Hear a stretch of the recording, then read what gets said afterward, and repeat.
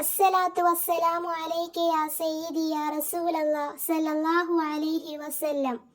പ്രിയപ്പെട്ട സഹോദരി സഹോദരന്മാരെ, നമ്മുടെ ഏതൊരു ചെറിയ നേട്ടത്തിലും നാം അള്ളാഹുവിനെ സ്മരിക്കുന്നത് പതിവാക്കിയാൽ അള്ളാഹു സുബ്ഹാനഹു വ തആല നമ്മുടെ നേട്ടങ്ങൾ ഇരട്ടിപ്പിക്കുകയും അഥവാ വർദ്ധിപ്പിക്കുകയും കൂടുതൽ വിജയങ്ങൾ തരികയും ചെയ്യും ഇൻഷാ അല്ലാഹ്. ആയതിനാൽ ഈ ഒരു ചെറിയ ദുആ അർത്ഥം സഹിതം മനസ്സിലാക്കി എല്ലാ നേട്ടത്തിലും നാം ചൊല്ലി ശീലിക്കുക. നമുക്ക് കിട്ടുന്ന എല്ലാ സമയങ്ങളിലും നാം ചൊല്ലി ശീലിക്കുക. ഏതാണ് ദുആ എന്ന് നോക്കാം.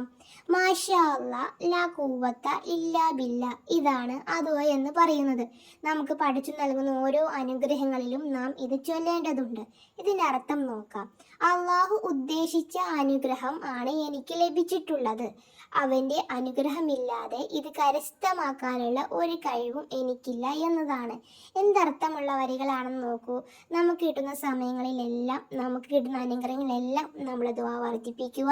ഇതേപോലെ നല്ല നല്ല അറിവുകൾ കിട്ടാൻ വേണ്ടി എൻ്റെ ചാനൽ ഒന്ന് സബ്സ്ക്രൈബ് ചെയ്ത് ഓൾ എന്ന ഓപ്ഷൻ ക്ലിക്ക് ചെയ്ത് വെക്കുകയാണെങ്കിൽ ഞാനിടുന്ന ഓരോ വീഡിയോസും നിങ്ങൾക്ക് ലഭിക്കുന്നതായിരിക്കും ഇൻഷാ അല്ലാഹ്.